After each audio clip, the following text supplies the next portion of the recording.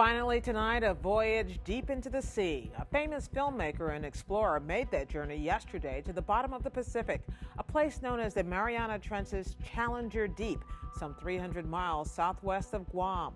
Vescovo encountered translucent creatures, some never seen before. He also spotted depressingly familiar items. At 36,000 feet below the surface, nothing survives. The pressure is 8 tons per square inch. Yet, something is down there, and it's building something. U.S. sonar operators just listened to 12 hours of industrial grinding sounds coming from the Challenger Deep. Then, the ocean floor temperature spiked by 40 degrees. This wasn't a volcano, it was an engine starting up. The president authorized DEFCON One, not because of foreign threats, but because something massive just came online in our own backyard. And get this, it just sent a signal to the surface. We are about to answer. The anomaly at 11 kilometers. It started with a sound that shouldn't exist. Late in 2024, deep below the surface of the Pacific Ocean, a passive sensor buried in the mud by a Japanese research team picked up a vibration.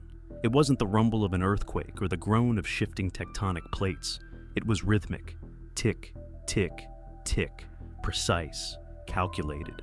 At first, the analysts thought it was a glitch. Sensors malfunction all the time, especially when they are crushed under 1,000 atmospheres of pressure.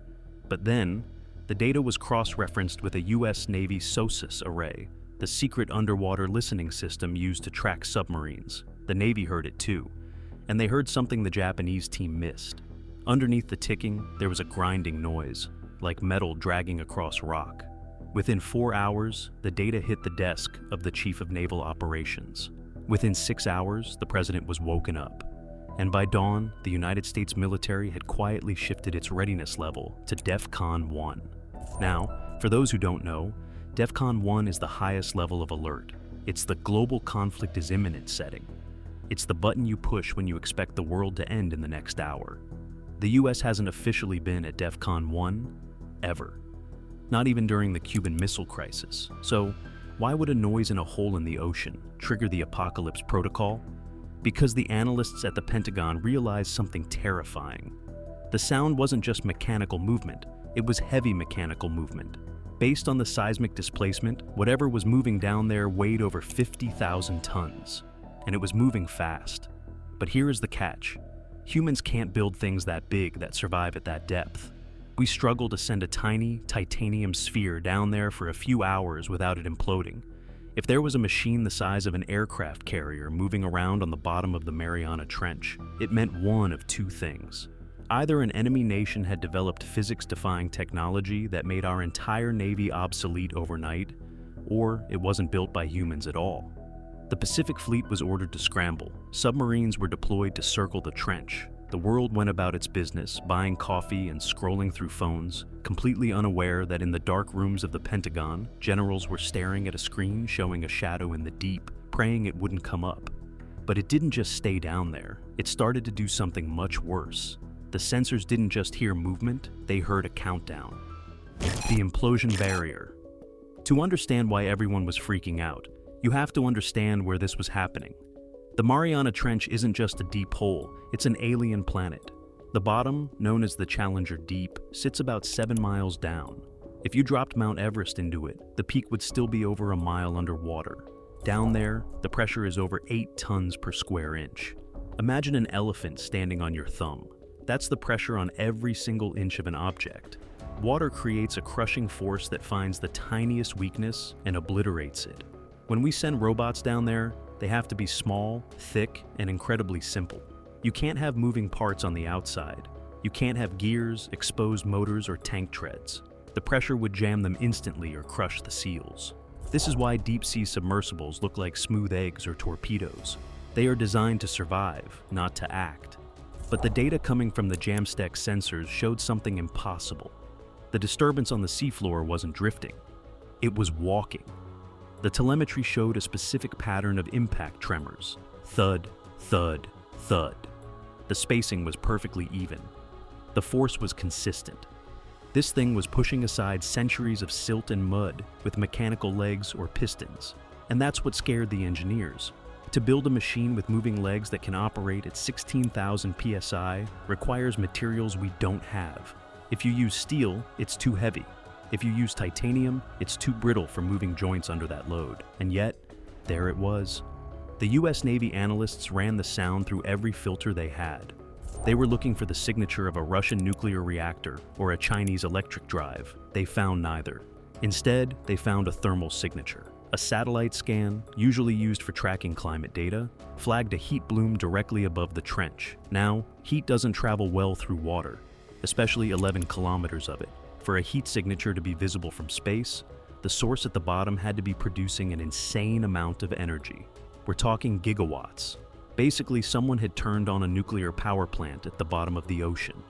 This shattered the enemy nation theory. China and Russia are good, but they aren't hide a fusion reactor in the Challenger Deep good. This level of power output suggested something else entirely. It suggested that the machine wasn't a visitor. It suggested that the machine lived there. And that's when the history books started to get rewritten. Naval intelligence started pulling old files, Cold War records, sonar logs from the 60s. They were looking for the bloop, that famous massive underwater sound from 1997 that everyone said was an ice quake.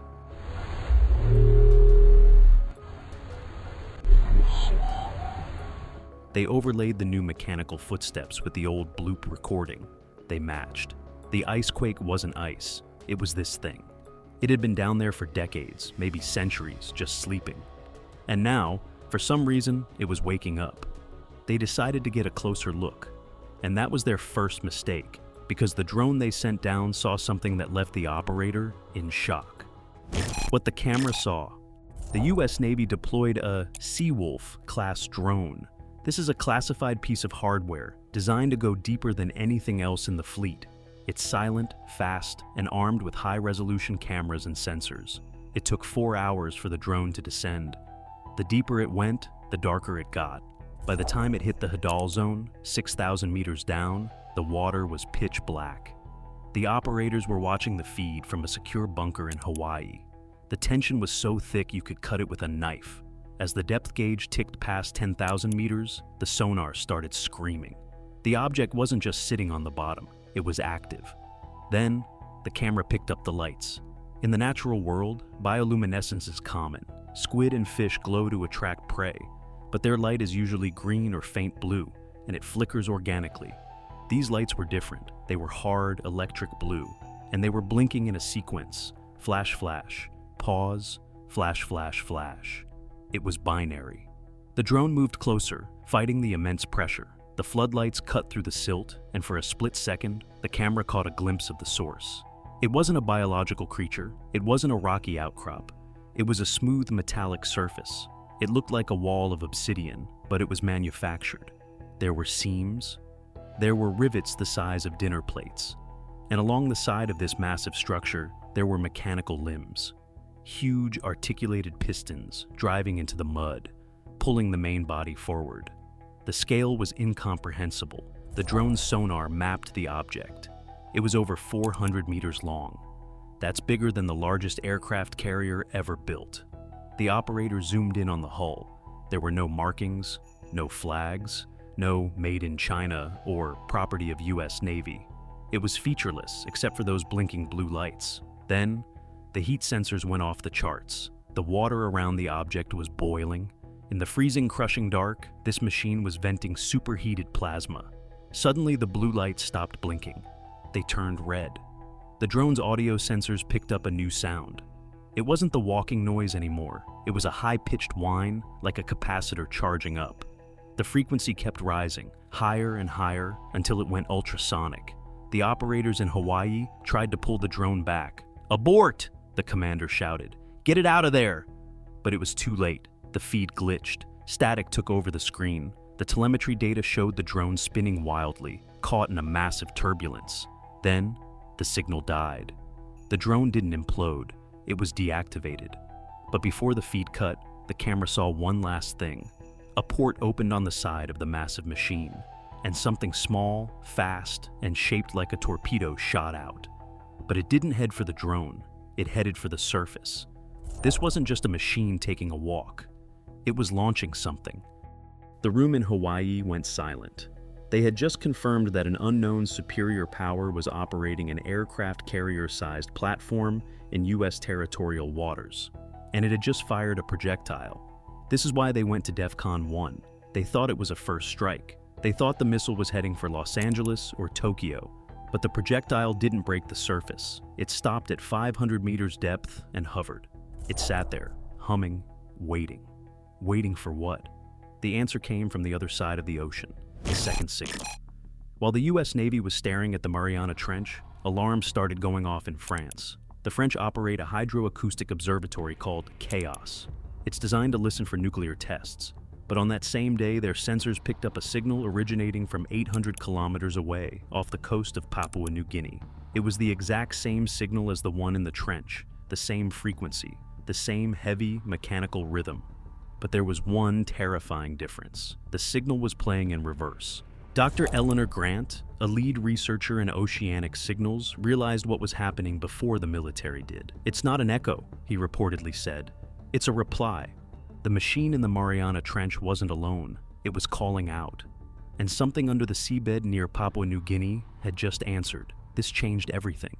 If there were two of them, how many more were there? The data started pouring in from all over the globe.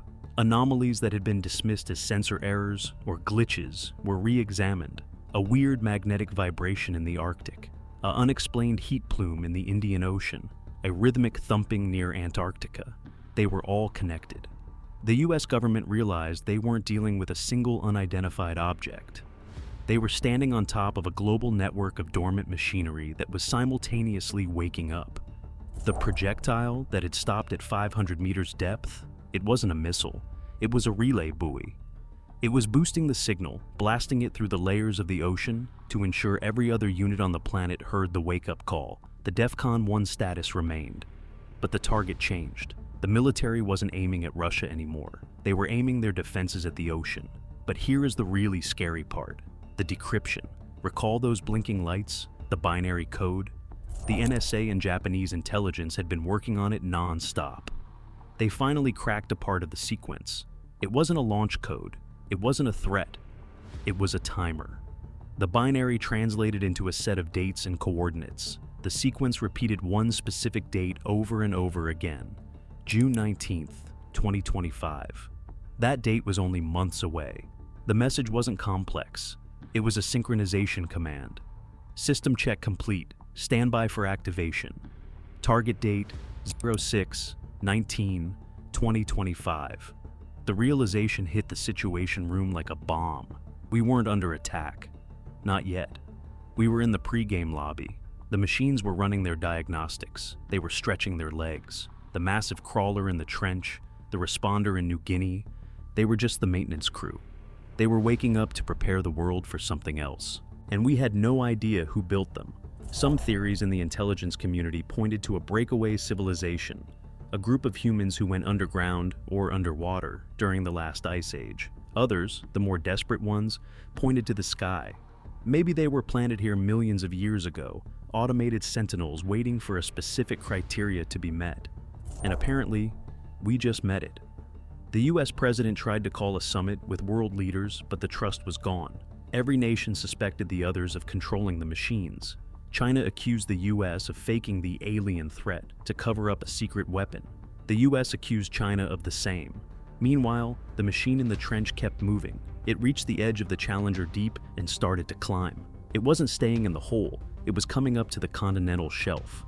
Then, the ocean started to boil for real. So, do you think we should be trying to stop these things, or are they the only ones who can save us from ourselves? And seriously, what happens on June 19th? Hit that like button if you want to be on the winning side, and subscribe so you don't miss the update when the ocean finally opens up.